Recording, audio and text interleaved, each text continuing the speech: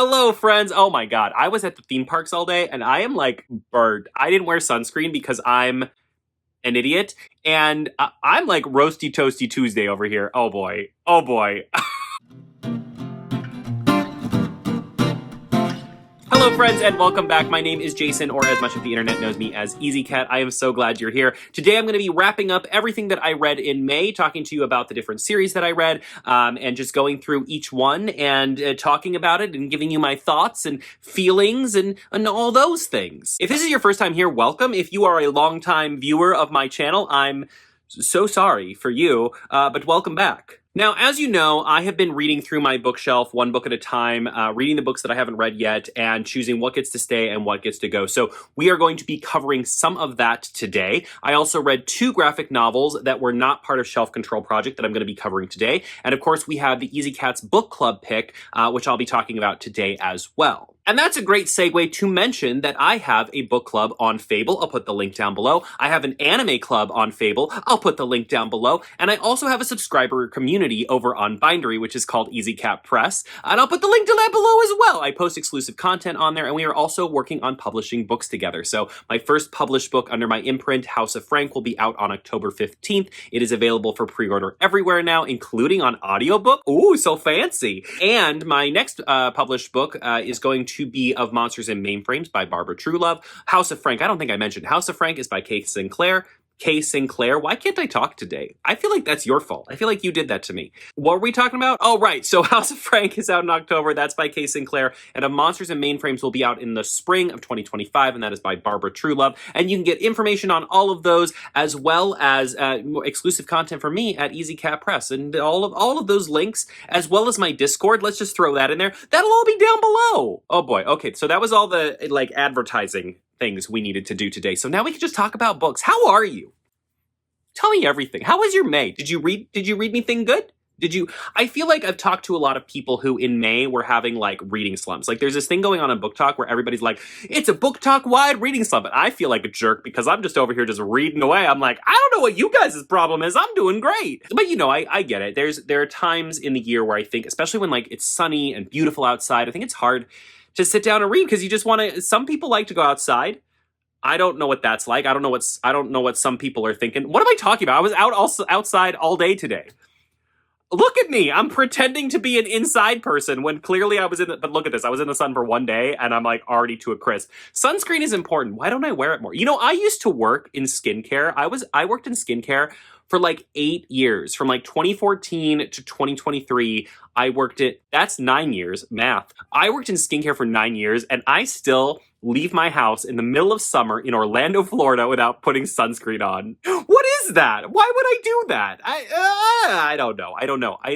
As I said, I would like to refer to my previous statement about being an idiot. That's probably why. Y'all, we could just sit here and chat all day. Why don't I go put the kettle on? I'll make some tea and we'll just sit here and chat all day. Is that okay with you? No, we have to talk about books. Listen, focus.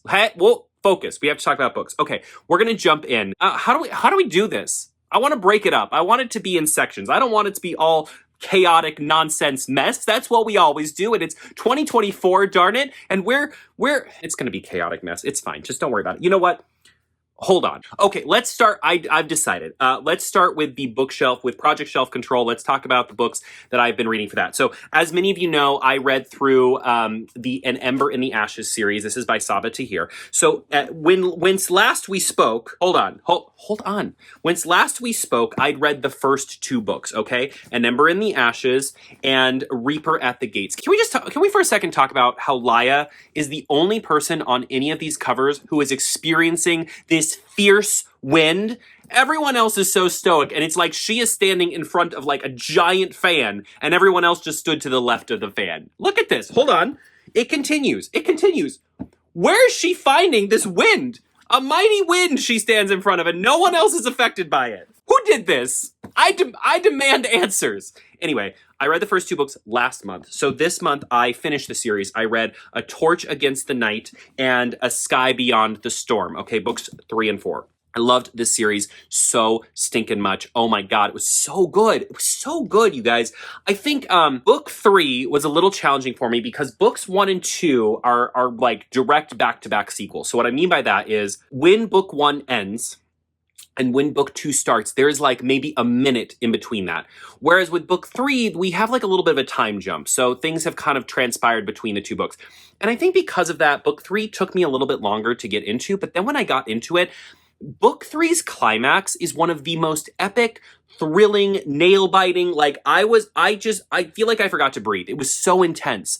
It was like impossible to put down. It was like 11:30 at night and I had like 100 pages left. And I texted my friend Zoran, who is the person who told me I should read these books.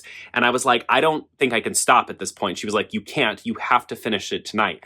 And that was true. I couldn't stop. The finale of this book was so mind-blowingly good. It was probably my favorite moment in the entire koala. So if you're new here, you should know that we call a series of 4 books, they're called a koala. It's spelled Quoala. That is what 4 books in a series is called a koala, okay? You need to start using that term. I want it to catch on, so don't fail me, okay? Anyway, the climax of this book is just like bananagrams, and it's probably the moment from the entire series that I remember the most when I think about this series, and I think it'll be the moment in this series that like lives with me long. You know, the longer you're away from a series, you start to forget things, right? Like little details start to fall out of your head. But I think if I remember anything from this series, it's going to be the climax of this book because it was so incredibly good, okay? And then, wait, hold on. Did I just confuse these books? Which one is 2 and which one is 3? Y'all, I just swapped these books in my brain. This is book 3. So everything I just said about the amazing climax of the book, I meant this one. I don't know what happened. My brain, we were talking about wind in people's hair, and I just lost my whole damn mind. This is the book.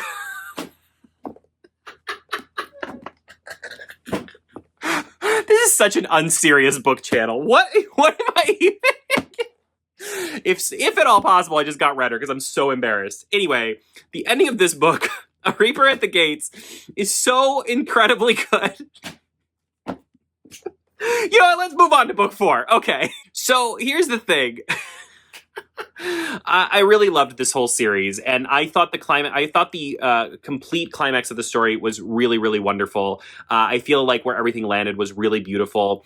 I will say, I think what's crazy to me is Helene, she, I feel like, went through the most. Of all 3 characters, she is the one that got, like, the most screwed, and I arguably feel like she got rewarded the least in the end. Like, when everything settles and everybody kind of, like, comes out of this thing, I feel like Helene is the one that kind of got the most screwed, because, like, what she ends up, like, getting from all of this, I'm just like, pass. You know what I mean? But I loved her. Like, starting in book 1, Helene was probably my least favorite character, but I there were aspects of her that I really liked. But like by book 4, she was by far my favorite. I loved her so much. I think there was so much about this series that I liked. I mean, this definitely has like young adult Game of Thrones vibes. And what I mean by that is it's just like this relentlessly, like you are constantly worried for the safety of every character involved on the page. And you are constantly stressed and no one ever feels safe. But what I love most about this series is how often the status quo shifts. Like Sabaa Tahir is not afraid to do things to her characters that feel like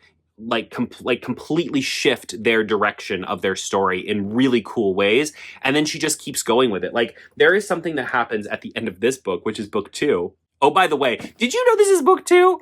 Because I recently discovered that. There's something that happens at the end of this book that to me is like something that would happen at the end of the entire series, and yet it happened at the end of this book, and then we had to live with the repercussions of it for 2 more books. And I just thought that was really cool and really interesting. And it really provided some just very interesting developments and interesting hurdles for one of the characters. I just thought the conclusion was so good. Now, what I will say is, and I mentioned this in my short review, I do think that book 4 was the best written of all of the books, and that makes sense. Writers get better with every book that they write. But that being said, I do think that book 3 was probably my favorite, simply because that climax was so incredibly good. I don't know if you know this, but this is actually book 3. And not book 2. The more you know. But because this has the moment that like I has really solidified, stayed with me as like the moment of this series that just like blew my whole mind because I couldn't believe it. I think this will always kind of stand as my favorite book, even if I don't know which book it is. Book 3, whatever form book 3 takes in my brain, maybe this is book 3, maybe this is book 3, maybe this is book 3. You will never know. Who even knows? Book 3 will always stand as my favorite because it was the one that I gasped. I felt like I couldn't breathe because I was reading it. It just was so incredible. So this has become, if you saw my video about my top 5 favorite fantasy series of all time, this has moved its way up into my top 5 fantasy series of all time. I loved it so much. I just thought it was great. I loved the characters. I loved the story. I loved the world. I loved how everything shook out in the end. I just thought it was so good. And if you haven't read it, I highly recommend it. And Ember in the Ashes, just make sure that you look at the correct order to read them in, because Lord only knows what I've said today is probably incorrect. So make sure you double check that for yourself. Double check your facts, because I'm over here with the fake news about reading order of this series, and I cannot be trusted. I'm an unreliable narrator. The next book I read in Project Shelf Control was All Our Hidden Gifts. Okay, so this is about this kind of, what this kind of reminds me of? This is sort of like if you mixed like Pretty Little Liars, sort of mixed that concept with Matilda. Okay. And it's young adult. So there's this girl, and she's been like forced to, she's a troublemaker, obviously. And she's been forced to like clean out this room, and she ends up finding a deck of tarot cards. And so she starts she's like, oh, I'm going to learn tarot. So she learns tarot, and she starts reading tarot for her friends at school. And then along the way, you kind of find out that she had this friend that her and her like best friend had a falling out. And she starts finding this card in the tarot deck that's not supposed to be there. It's like a card that is not part of the tarot, but it keeps showing up. Like she'll leave it at home, and then she'll be doing a reading, and the card will just pop up. Oh, it's so mysterious. This is the first in a trilogy. This is going to be a book that I'm going to be unhauling. For me, it was just okay. I have never felt so, I mean, I feel this sometimes, right? Like I do think, when we talk about books, when we do book reviews, I think there are books that there is such a thing, and even though people don't like to discuss this in the world of book reviews, there is such a thing as like inherently bad writing. And then there is the other end of the spectrum, which is when, a book just isn't for you, right? I think a book can be incredibly well written and just not for someone. And I also think a book can be terribly written and still, you can still like a badly written book. I think that's where we get hung up a little bit in book reviews, is people feel like when someone says this is badly written, that they feel like they're being attacked for liking it. You can still love not very well written books, right? Like when you think about that in terms of film, like how many times have you talked to someone, or maybe you even are someone that like there is a movie that is just like really not great. Like it's by all definitions, it's a bad movie, but you still love it so much, right? Like a great example of this. I recently saw a little thing that reminded me of the Flintstones live action movie, right? The one with like Rosie O'Donnell. That movie was critically, people said it was a horrible movie. Growing up, I loved that movie, okay? And that's okay. It's okay to like things that are like just critically and like from a pure perspective of like skill and craft are not that great, but you still love them. And that's okay. And I think that's kind of where we get hung up on with book reviews. But anyway, I say all of that to say, I think this was a perfectly fine written book. It just really wasn't for me. I had the distinct feeling the entire time I was reading it that I just wasn't vibing with it. And I think that's fine, right? I do think this book suffered from the fact that I read this right after an Ember in the Ashes, which I just loved so much. Ultimately, I think if I was going to give criticism to this book, I would say I really wanted the story to be more heavily focused on the tarot side of things. And I think it often deviated from that. So her ex-best friend ends up going missing. And so they're kind of trying to figure out where she is. And there's kind of like a lot of Mean Girl type moments to the story as well.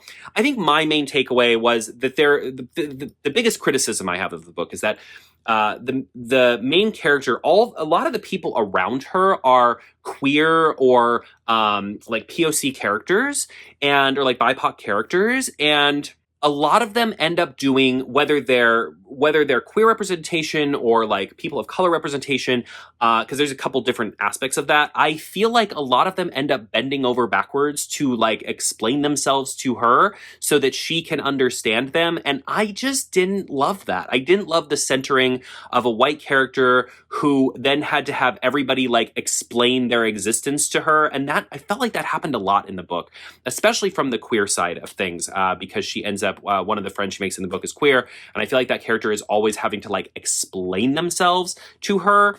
And I didn't love that. And I didn't love it for a lot of reasons. And I think part of it was because it's 2024. I mean, I think this book came out in like the last 3 or 4 years. Some of the terms and things that were being explained to her, I'm just like, how does she not know this? Like, it felt almost like borderline unrealistic that she was just so out of touch with what anyone that isn't straight is going through. Especially given like where young people and where like Gen Z and even like, I guess this would be even younger than Gen Z, right? Especially where young people are at currently, like socially and with online spaces. It felt weird to me that she was just so completely clueless about anyone's existence but her own. And that kind of drove me crazy. Like, I really disliked the main character a lot. And I just didn't think she was a very good person. And so many of her problems were so self-imposed in ways that I was just like, you could fix this easily by just not being the worst. You know what I mean? Now, I will say this is the first in a trilogy, and I've heard from multiple people that the next 2 books in the trilogy are much better. But I don't think I kind of made a rule for myself with Project Shelf Control that if I didn't love a book, I wasn't going to force myself through the series. Like if I wasn't in by book 1, that was a good sign for me that like this could move on, right? Like this could go away. This could go to someone else who will love it more than me. And that's totally fine. I really don't like when people are like, just stick with the series for 3 or 4 books and then it gets really good. Like, I want it to be good from book 1. And maybe it is excellent later on. And maybe someday I'll circle back and read this again. You never know. And maybe my perspective will change. But for now, this was just very, like, whatever for me. And I think I would rather get this into the hands of someone who would love it more because, as I said, the fact that it's not for me, I really truly believe that someone out there will absolutely love this series. I've already talked to a lot of people in my comments of my short videos who love this series, and I love that for them. And it just wasn't for me. It didn't hit.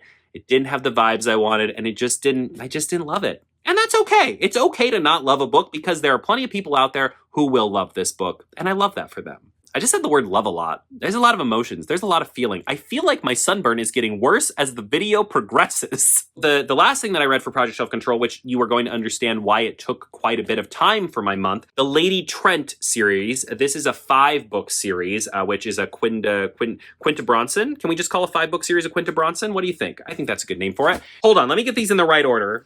I don't even know the right order. I know what the first book looks like, and I know what the last book looks like. Okay, so this is book number 1, A Natural History of Dragons. These are written in the style of a memoir, and they are written from the perspective of from Lady Trent, and she is talking from the first book. She's writing about her entire life. It's written like a memoir, right? And she starts the story when she's a very young girl and becomes obsessed with dragons. And throughout the series, we watch her grow up. We see her first love. We see her first time going out and researching dragons. We see her, start to gain some advancement in her career. And we follow her all the way up to what is arguably her biggest discovery, which kind of like solidifies her as one of the leading voices of dragons in this world. So I'm going to backpedal a little bit because I just gave you kind of the grand overarching element of this. The way I would describe these books now that I've read all 5 is they're sort of like a Regency story. So think Bridgerton, think Pride and Prejudice, except they mixed with an Indiana Jones style archaeological adventure, but set in a world with dragons. So these are not set in our world. They are set in a world that mirrors ours in a lot of ways, but like all of the places have different names. So like where she lives is called Skierland, which is clearly like based on England. And then there are other places in this world that are like clearly based on like Egypt and China and South America. And like all of these places are kind of clearly based on these places, but they are their own thing as well. One little detail, I really love that the months of the year and the seasons of the year have different names in this book than they have in our world. I think it's a really fun detail. You guys know I love Lord of the Rings with my whole entire heart, but I always think it's funny that J.R.R. Tolkien was able to imagine this entire world, come up with new languages for this world, and yet he still uses like the same like months and seasons and time system that we use in our world. I always think that's so funny. So I thought it was really cool to see an author like create their own like seasons and months and things like that. This series surprised me in a lot of ways. So like, for example, in book 2, this is book 5.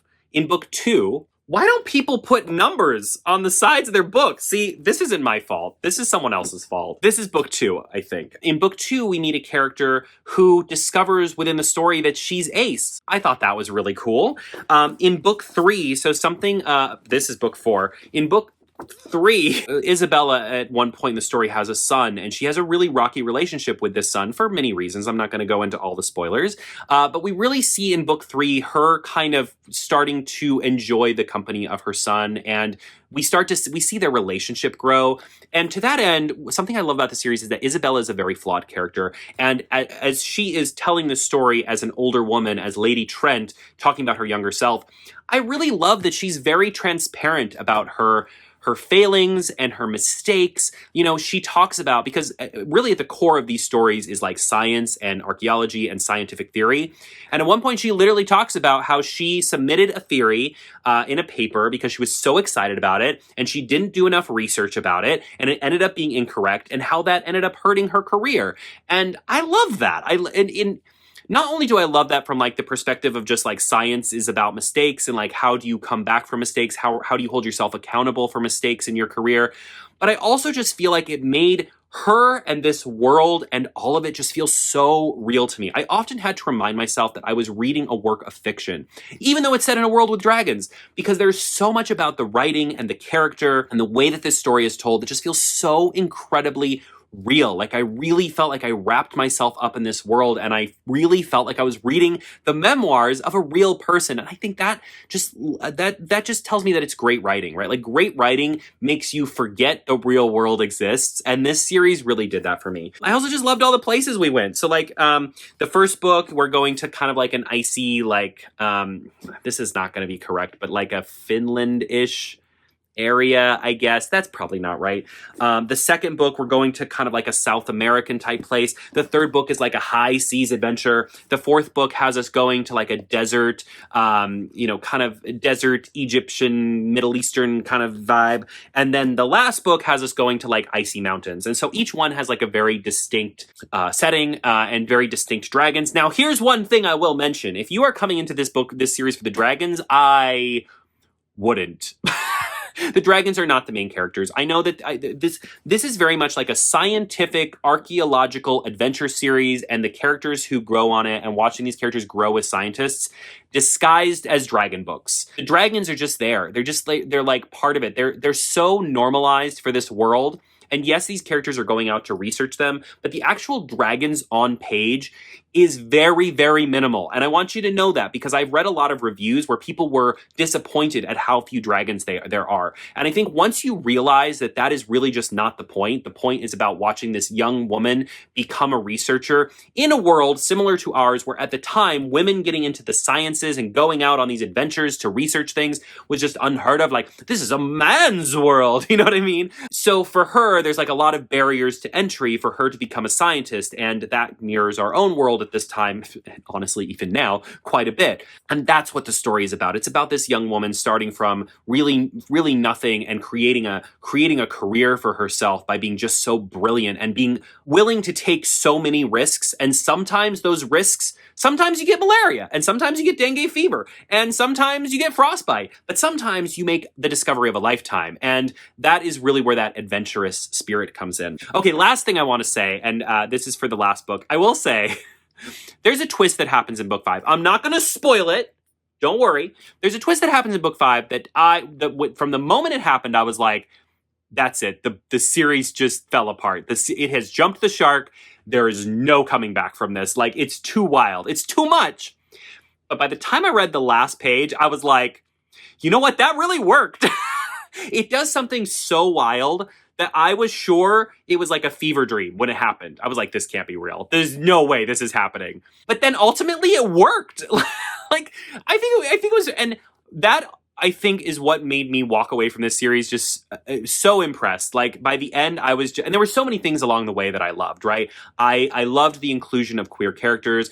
They go to an island at one point where like not non-binary people are like revered. I loved Isabella's willingness to like meet new cultures and see their customs and be totally open to understanding their languages and their customs and their beliefs. And she greets every new culture she meets around the world on her journey with just such an open mind for learning and accepting people. And God, I just love that so much. It just filled my heart with so much darn joy. But ultimately, what sealed the deal for me just loving the crap out of this series is the fact that the actual story ends up taking such a bold, wild risk and then still manages to nail the ending. Oh man, that's so exciting. Because I was sure, I was like, it's done. Nail in the coffin. There's no coming back from this. And then it still ended up to be brilliant. I loved it. I loved it so much. So this series is going to be a keep. 5-book series, a Quinta Brunson is what we call that now. And I really, really enjoyed this a lot. If you like Pride and Prejudice Regency vibes, but in a world with dragons and on an Indiana Jones style adventure, I can't recommend them highly enough. The Lady Trent series, the first book in the series, is A Natural History of Dragons. I will mention there is a novella in between books 3 and 4. I did not read that, but I may go back and read it really quick because I think it's pretty short. Novellas usually are. And there is a 6th book, though it's not really a 6th book, that is about Lady Trent's granddaughter, which I may read at some point as well. That kind of continues the story a little bit. But man, this was such joy and so fantastic. Have you read this? I really liked it a lot. It was so good. And also, the covers are lovely. Oh, and also, I keep forgetting to mention this. I have forgotten to mention this in every single flippin' review I've done of this, but one thing about Isabella's character, Lady Trent's character, is that as she goes, she draws things. So they don't have cameras, so she's like basically sketching everything she sees. And there are really amazing, awesome sketches within the books as well. And also, to that end, I will also let you know, I mean, just how cool is that? Like, those are supposed to be her sketches. But on the other end of that, so that's a great reason to have the physical copy, so you can look at that. Also, on the other end of that, though, I listened to almost all of these on audiobook through my library, through the Libby app, which, by the way, if you aren't using the Libby app, oh my God. This is not sponsored by Libby, but this whole year I've been using the Libby app to listen to every audiobook I possibly can for the books that I'm reading on my shelf because I am dyslexic, so listening to audiobooks is just so much better for me than like sitting down and reading actual text. But I love having the physical books and I love being able to reference them and I love having them on my shelf, so I like to have both. But using the Libby app to listen to audiobooks has been fantastic, and also it has been such a money saver. So if you aren't using Libby, I highly recommend. It's a free app. You just connect your library card and then you can like borrow audiobooks to listen to from it, and then you don't have to spend a whole bunch of money on them from one of those audiobook websites. They don't have everything, obviously, but they have a lot of things, and I've so far in Project Shelf Control been able to listen to almost every single book that I've done through Libby. Ooh, it saved me a lot of money. I love it. I approve. Anyway, what were we talking about? Oh, I know what we're talking about. Hold on. I brought up audiobooks. I feel like the sun broke me today. I feel like going out in the sun all day to go to a theme park and then filming a video, what a choice that was. I also had a drink, but just one. Listen, I just won. It's fine. I'm fine. Everything's fine. Audiobooks. I listened to these on audiobook and the narrator was fantastic. She was so good. And she just, like, I will never think of Lady Trent without her voice because her voice is now Lady Trent to me. So either way you listen to them or read them, if you listen to them on audiobook, the audiobooks are great. If you read them, they've got these great sketches. Or you could just do both. I love to do buddy reading with audiobooks, so I'll listen to it while I'm reading it, and then you get the best of both worlds. Look at that. The Lady Trent, Quinta Brunson, so good. Highly recommend. I really loved it. Next, this month for Easy Cat's Book Club, we read Dragonfruit, which gorgeous cover, right? To me, this book is sort of like Free Willy, but with dragons, which is not a great description, but it's kind of the thing I had in my head the entire time I read it. So we follow Hanale, who is forced into exile because her father steals a dragon fruit that is meant for a sick princess. Dragon fruits are dragon eggs, and apparently if you eat them, you can be healed from sickness and illness and things like that. So he steals one, and she ends up getting exiled. But in the meantime, she's like studying these like sea dragons. And then we also follow Sam, who is like the last prince of Tamarind, and eventually they meet, and they're the prince and her, and you know how these things go. I had such a hard time with this book. I really struggled to get through this book, and it's not even that long, and I read really fast. I think that was for a couple reasons. So let me start with the positive, because I don't think this book is a lost cause. I think a lot of people are going to enjoy this book. I think I loved the representation. There are some really cool ideas here, magic-wise. Like there's like this bat, and There's some really cool, I don't want to spoil things for you, but there's some really cool things magic-wise in this book, and I think there's some really cool ideas in this book, but I really did not like the writing style, and I really specifically, so the two big things for me that I didn't love were the writing style and the structure of the story.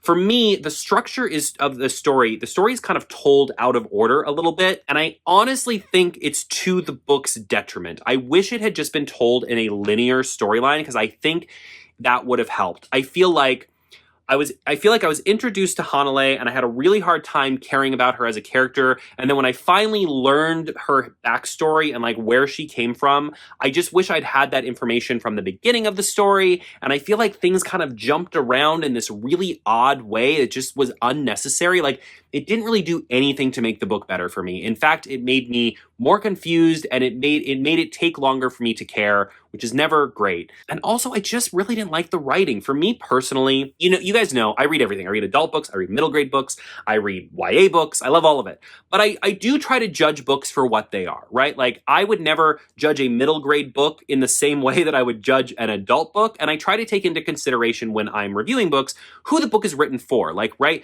So a middle grade book is written for middle graders. So I, as an adult, would not be like, wow, I feel like this book was written for children. Why wasn't it written for me? Like, that would be insane for me as an adult to say that about a middle grade book, even though I've seen adult reviewers do that, which is always, it's a little weird. I see it a lot in the YA space, right? Like, adults that are reading YA, which I fully condone, but then being mad that the books are written for young adults, right? They're like, well, why doesn't it have spice in it? And it's like, it's because it's for 16-year-olds, Becky. Jesus, I don't have any internalized rage. I'm fine. I don't know what you're talking about. I don't have any grudges. Everything's fine. This book is a young adult book that distinctly, I mean, it really felt like it was written for middle graders. Like, I think this book would have been better as a middle grade book because the writing style kind of felt like a middle grade book to me. And I often felt like there wasn't enough detail. I feel like I really wanted to wrap myself up in this world because there were just so many cool ideas in it. But I always felt like I wanted a little bit more explanation. I had a hard time visualizing the world because I just didn't feel like there was enough detail there. And like I said earlier, this might have just not been for me. I just really didn't vibe with this book. And I really wanted to. From the first chapter, I was like, oh, I don't know. I'm having a hard time with this one. I don't know. I had a hard time getting into it. I had a hard time getting through it. And when I got to the end, I was like, oof, I'm glad that's over. I'm curious to know, especially if you're in Easy Cat's Book Club, did you read this? What did you think? I wanted to like it so darn much. And I just felt like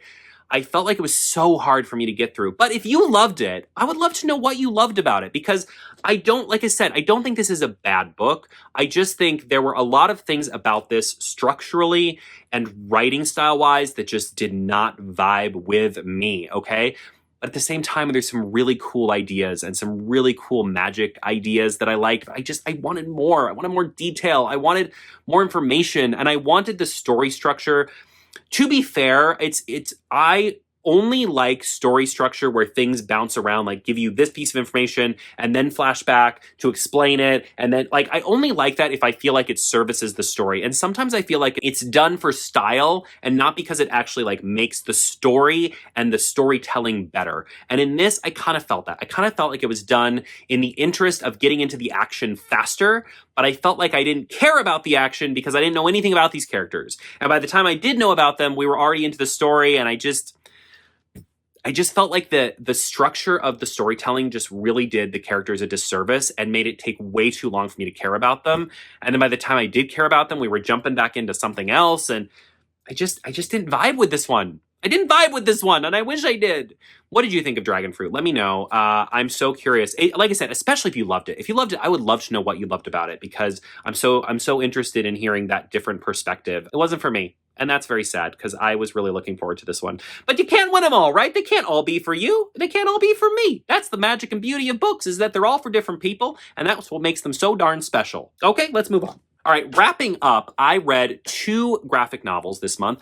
And interestingly enough, they are both focused on trans characters, which I think is great going into Pride Month. And one was for middle grade and one was very much for adults. So let's start with the one for adults because I want to end on the middle grade book because it was one of my favorite books that I read this month. And I really want you to leave on that note of one of my favorite books that I read this month. So first things first. So this is the adult one. This is very much for adults. Oh my God, is this for adults? This is called the Chromatic Fantasy. Okay. This is, and so I'll kind of show you I'm going to show you some of the art, but I don't want to show you anything scandalous, okay? This is a weird book. I think I kind of loved it for its weirdness. We follow a character who, I guess he starts kind of as like a nun, sort of. But then, he makes a deal with the devil and runs off into the world as a trans man and ends up meeting another trans man. And they kind of like go on merry, almost like Robin Hood style adventures together. Except also in this world, there are cell phones. It's like fantasy, but it also has like aspects of the real world. So I kind of had to wonder if maybe the fantasy was all in their head and we were just seeing the glimpses of their magically created world in their head while actually they were living in the real world, which I think is such an interesting perspective for a queer book to be like, we are living in this fantasy world we've created, even though the real world continues to happen around us. And the main character, because he's made a deal with the devil, he cannot die, so he frequently gets like things stabbed into him, and he keeps on going, just keeps on trucking. There's a very funny scene where he goes with the guy that he's seeing, and they go to a party, and everyone at the party hates this guy because he was a prince, if I recall, and so everyone keeps sending him food and drinks, and so he keeps having the main character who can't die, eat and drink those things and be like, is this poisoned? Is this poisoned? Is this poisoned? And it's just like, it's very funny. Like I said, it's very adult, so there's some definitely like steamy, spicy scenes, but it's all mixed up and like kind of funny, but then it also has, those conversations you have with your partner that just like are completely nonsensical and kind of silly, and you don't ever really share them with anyone else, but they're just like these little moments you have between you and your partner. There's a lot of that in this story. I would compare this more than anything. The vibes I got when I left this book was very much Alice in Wonderland. To be clear, it is not an Alice in Wonderland retelling. This is not like a version of Alice in Wonderland, but it has that kind of like same nonsensical, up is down, down is up, we're all a little mad here kind of vibe, but in like an adult, trans, Robin Hoodish type story. I can't explain it, but I think I loved it. It's the weirdest book. When I finished it, I literally looked up from the story, because I read it all in one sitting. I looked up from it and I was like, what the hell just happened? I felt like I was just taken on such a fever dream trip, but I also think I loved it. It was really special and really unique. Now, one thing, I have one complaint, okay? I have one very big complaint. I don't know who put this book together, but it is so badly bound. The book, I read this all in one sitting, sat down to read it. The book was falling apart in my hands. Pages were falling out of the book as I was reading it. I don't know if you could see this, but pages are like falling out. This is from my first read. And I don't think I'm like that rough on books when I'm reading them for the first time, right? Like sometimes in these videos, I flail them around a little bit, but this book was like falling apart in my hands as I was reading. So by the time I got to the end, I was like carefully flipping each, like, please don't fall apart. I just want to make it to the end of the book. Please. Like I was just being so gentle because I was so worried, which is a shame because it has this beautiful like gold, like foil edging. Like it's a gorgeous book, but oh my God, it's like held together by prayer. It's like falling apart at the seams as I was reading it. I didn't like that, but everything else, this was so fun. Very much for adults. Lots of trigger warnings, by the way. If you're going to read this, make sure you do some research because there's like trigger warnings dealing with like self-harm stuff and just some other things. So if you're interested in this at all, please know it's for adults and please check your trigger warnings because there's a lot of them. But Chromatic Fantasy, I think I loved it. It was wild, but I think I loved it. All right, y'all. Last book, Lunar Boy. Oh my God, this is so good. Okay, so there's this space traveling, just this spaceship, and this lady is like out, like, I don't know, doing a little outside the spaceship walk, and she sees this young boy sitting on the moon. And she's like, what's going on with you? And he's like, I don't know, I'm alone. And she's like, well, come with me, you'll never be alone again. And so she essentially becomes his mother. And at the time, when she first finds him, he is still presenting as a young girl. And we see that young girl go to their mom and be like, I am a boy. And the mom is just so accepting, and it's so beautiful, and I love that. And he ends up leaving the spaceship with his mom to go live with her husband and her husband's children. And so we kind of see them have to form this family. And at the same time, the moon keeps talking back to him and is like, if you leave the moon, you're going to experience change, and change comes with pain, and you're going to be sad. So why wouldn't you stay on the moon forever? And the moon keeps reaching out to him. And of course, he goes to this planet where now he's off this spaceship. He misses his friends on the spaceship. He's having to go to school for the first time. He's having to deal with other students, some of which are kind of jerks. He's having to learn a new language. So this also has Indonesian rep, and he's having to learn to speak the language, and that's really hard for him. And he just feels like such a total outsider. And so he screams at the moon. He's like, I want to come back. And the moon is like, okay, I'm going to come get you on this date. But of course, then in the meantime, he starts to discover things that he loves about school and about his friends and about the people around him and about his family. And he has a pen pal, and he starts to have feelings for his pen pal, but his pen pal then kind of vanishes because his pen pal's also going through some things. And it's just such a lovely, beautiful little story. And it's so positive and so hopeful. Oh my goodness. And if you like stuff like Steven Universe, I mean, the art definitely has some reminiscence of Steven Universe vibes, which I really liked that. The art is just so warm and cozy and lovely and beautiful, and it's so good. I think ultimately what I really liked about this is it really stresses the importance of when someone is figuring themselves out.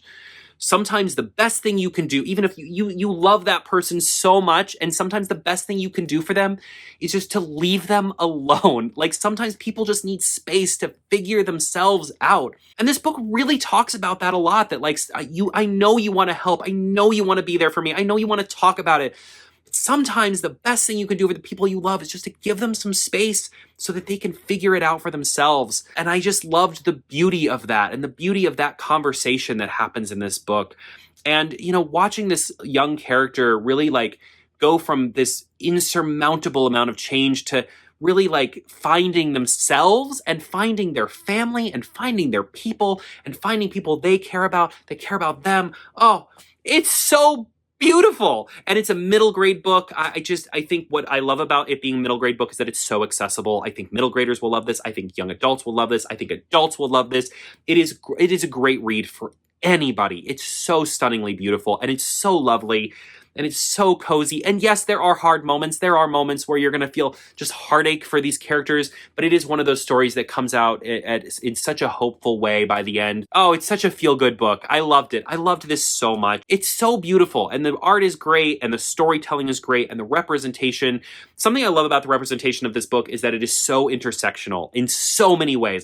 I can't even explain to you how many ways it is intersectional without you reading it, because I don't want to spoil it for you, but it is intersectional in so many incredible, fantastic ways. We're leaving the age behind where a book is just one thing, right? Well, this is a queer book, or this is a book about this marginalization, because this book is wrapped up in all sorts of diversity and representation, and it's just this hodgepodge of just this mixed up thing of just all kinds of incredible representation, and all of these characters mingling with each other and finding themselves and being family together. God, I loved that so much. Oh man, this was so good. Lunar Boy, highly recommend. I loved this. I loved this. I loved this. Yo, that's everything I read in May. My goodness, May went so fast. I think going forward, I'm interested to see what my monthly wrap-ups look like, because doing Project Shelf Control, as you can see, has definitely made it so that I am reading more series. The next month, looking at my bookshelf right now, I think there will really only be one series that I'll be reading this coming up month based on my bookshelf. I also will be reading a book for Easy Cat's Book Club, which will be a book called Icarus. Like I said, that's on Fable if you're interested in checking that out. It's a free-to-join club, and I would love for you to join us. And it's really interesting because I feel like I'm reading books that I've owned forever. And it's a weird thing to discover that you love a book that you've owned forever. Does that make sense? It's a weird feeling to know that you've had a book sitting on your bookshelf for 2, 3, 4 years. And only now, because I've read it, being like, wow, this was here this whole time. And now I love it. That is definitely the case for An Ember in the Ashes, and it's definitely the case for A Natural History of Dragons. Both those books have been on my shelf forever, and now they've become new favorites, and it's weird to think that they were there the whole time. I don't know. I think it's kind of beautiful. What do you think? I would love to know what you read in May. I'd love to know if you have any thoughts on the books that I shared today, and do you feel the same way that I felt about them? Do you feel differently than I felt about them? I'm so curious. I'm curious to know also if you saw anything in this video that you were like, I must read that now. I've never heard of that, or I have heard of that, and it's been on my radar, but now I need to read it. Are you doing a shelf control project of your own? I've talked to a lot of people since I started Project Shelf Control, this idea of reading the books you, like, really reading the books you already own as opposed to, like, going out and constantly buying new ones, which is not, like, a crazy idea, but I think in the bookish community it's a little wild. Like, people are like, what are you doing? Which I think is so funny. If you explain that concept to someone that is outside of the bookish community, they'd be like, that sounds ridiculous. Of course you're going to read books you already own, you nut. But in the bookish community, it's like a wild concept. Have you, perchance, because of Project Shelf Control, started doing anything similar? Do you have a way of getting through your TBR? I know some people do like TBR jars. I feel like I couldn't do that because I feel like it's a lot of work, because I'd want the TBR jar to be cute and I'd want them all to be folded up in little stars, and then I'd have to learn how to do that. That sounds like a lot of work. I don't know. Anyway, I would love to know. This has been the most unhinged reading wrap-up of my entire life. Thank you so much for being here and for watching and for joining me on this little journey. I am planning, so I'll be doing some more board game videos this month, and then I'll also be I'm planning to start doing some video essay style reviews on specific books and or specific series that I read. I have an idea of the first one that I want to do, but it won't be coming up until I get to it on my shelf. Do you want a little spoiler? Do you just want to know? I think the first book video review essay I want to do is going to be for Aragon. I've never read it before, and I think that would be a really fun series to do, like deep dive video reviews, like on each book or on the series as a whole. Let me know what you think. Do you think it's a do it by the book kind of deal, or do you think I should do it as like a whole series after I read it and do like a whole breakdown? What do you think? I've never read Aragon. I'm pretty excited to read it. I think it's going to be so much fun, and that's coming up on my shelf. So I can't wait. I think it's going to be so much fun, not only to read it for the first time, but to read it with you guys. Like, reading Ember in the Ashes with all of you was so much fun, and I can't wait to do that with Aragon, because I know it's such a, like, hugely loved series. I think that's going to be fun. I've rambled enough. I've talked so much at the end of this video. I just don't want to see you go. I'm always sad when we have to part ways.